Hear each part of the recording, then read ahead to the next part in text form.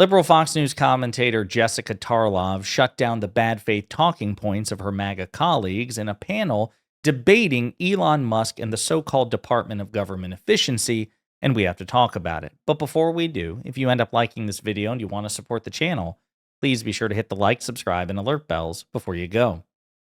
All right, friends, we got a couple of clips to play here of Jessica Tarlov, our favorite Fox News host, basically the only thing keeping any sort of credibility at that network. I think she has the toughest job in legacy media. She's always outnumbered, but never outgunned, and she dropped some much-needed and brutal fact checks about Musk and Doge, and her MAGA panelists are shut down pretty quickly, even though they don't like it.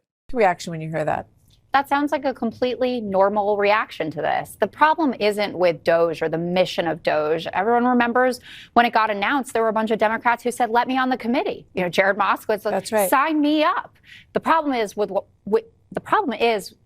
with what's actually happening. And if you look between the numbers, people are broadly supportive of Doge, even the Gen Z class, but Elon Musk only has a 31% approval rating with 18 to 29-year-olds and how he's executing this. And they can see the difference between chaos and actually creating efficiency. They're looking at a world in which hundreds of millions of dollars of aid is going to perish because they're blocking us sending it out. There was a story about a 71-year-old woman in Thailand who goes to a USAID hospital to get her oxygen treatments.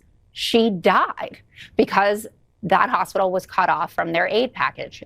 They're looking at lies that have been spread. It's unfortunate that USAID wasted so much of their own money that they put themselves in this position. USAID is what, about $40 billion, and you look at that in contrast. That's a lot of money. Well, it isn't when you look at the $4.5 trillion no, it is. in tax No matter cuts how that you look Trump at is it, going to $40 try to billion ram is a through. lot of money. It's not. They want to take $2 trillion out in Medicare, in Medicaid, in SNAP benefits. They want to add $4.5 trillion in tax cuts, but they can't fund a hospital in Thailand so that woman can get her treatment. Rich, let me get you in here. So she's about to turn to Rich Lowry of the National Review. Again, Tarlov's just so damn good at this. She really, really is. And Martha McCallum, who's supposed to be one of those, like, you know, hard, straight news journalists, right? I mean, just tries to blame USAID for the death of a woman who relied on USAID. But USAID did and wanted to help this woman. They were prevented from helping her by Donald Trump and Elon Musk. So let's talk about that for just a second here. So, the Telegraph and others have reported U.S. aid freeze claims first victims as oxygen supplies cut off. 71-year-old woman dies after being sent home from USAID-funded hospital. Others die after hospitals close in refugee camps. A 71-year-old woman has died after her oxygen supply was cut off when the United States announced a freeze on aid funding. Pei Ka Lao, a refugee from Myanmar living in a displacement camp in neighboring Thailand, died 4 days after she was discharged from a USAID-funded healthcare facility operated by the International Rescue Committee. She is thought to be one of the first people to have died as a direct result of Washington's decision to freeze all funding for aid projects for 90 days. There was actually no requirement for this aid to be cut off, and that's where Martha McCallum just gets ahead of her skis, and she's totally outmatched. This woman didn't die because of USAID. She died because of the absence of USAID, which is the fault of Donald Trump and Elon Musk, objectively. It's not the Democrats' fault. It's not wokeism's fault. It's Musk's fault. It's Trump's fault. Straight line. And you will always lose the debate. You could never defend the contrary position. And what's interesting is Musk, if he were a good faith or intelligent person, wouldn't need to just blanket ban all of USAID, shut the whole damn thing off. How about you carefully, thoughtfully audit what USAID is doing without shutting it off? Because here's the thing.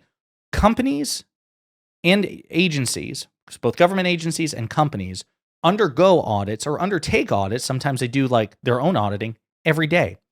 They don't shut the company down to do the audit.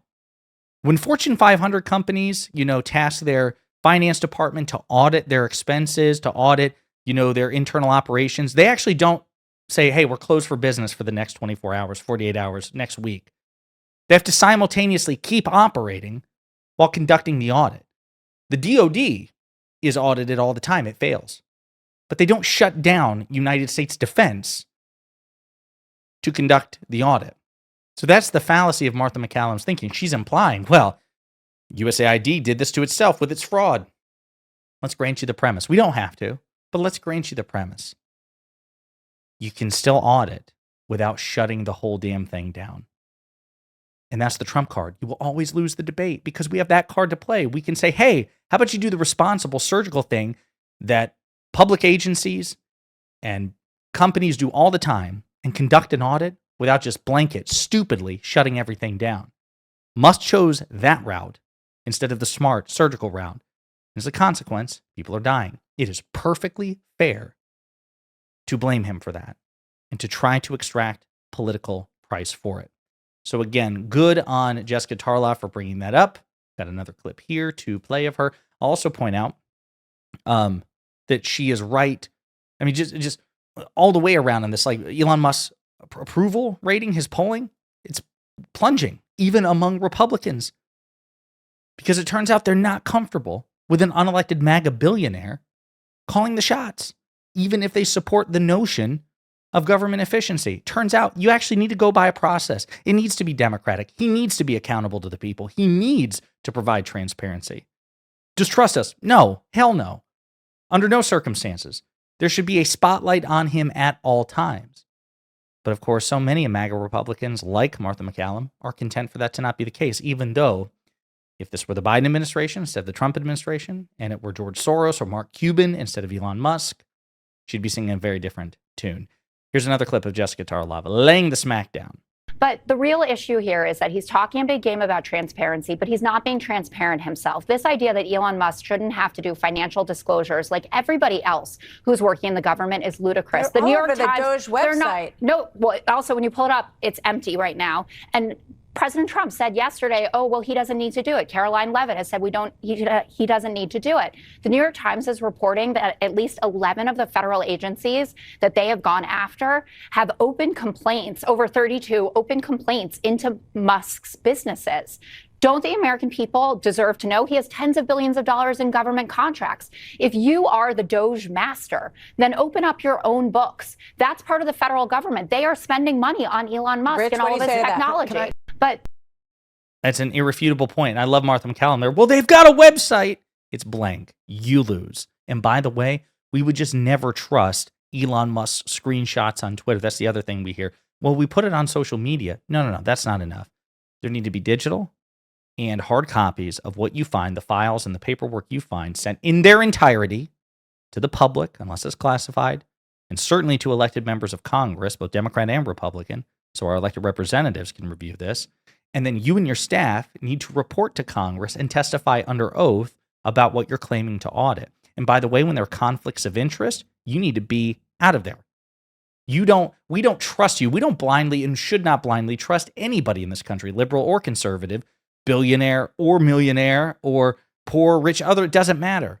There's supposed to be oversight and accountability. Elon Musk should have a spotlight on him at all times and have no safe refuge from it. As long as you're meddling in the funding of this government, congressionally approved, you should also be subject to the very sort of transparency, accountability, and efficiency that you are attempting or supposedly, allegedly, imposing on the rest of us and on your peers, your rivals.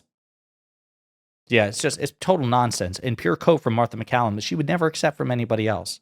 As Ian Sams, a former White House employee, pointed out, at least 11 federal agencies targeted by the Musk-Trump firings and cuts, quote, have more than 32 continuing investigations, pending complaints or enforcement actions into Musk's 6 companies.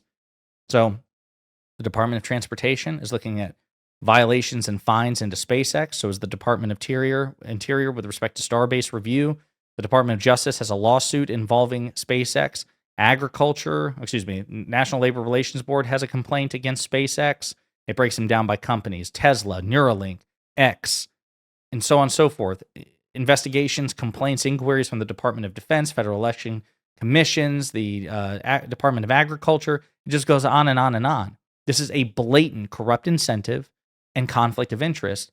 And Donald Trump and Elon Musk and their enablers at Fox News, with the exception of Jessica Tarlov, seem perfectly content to look the other way in a way they never would if the shoe was on the other foot. But remember, they are driven by hypocrisy. They can't win the debate, and they can't win the argument, and they can't win elections if they are held to the same damn standards as everybody else. So they are incentivized to keep that asymmetry and enforce it relentlessly. Don't help them. Don't buy into it. Force them to yield to the standards that they attempt to impose on everybody else. Push back, complain, call your senator, call your Congress people, make your voices known and say, no, Elon Musk, if you want to audit the federal government, you yourself must be subject to the same scrutiny that you're trying to impose on everything else. Anything else is pure oligarchy, and we won't stand for it. In the meantime, let me know what you think in the comments.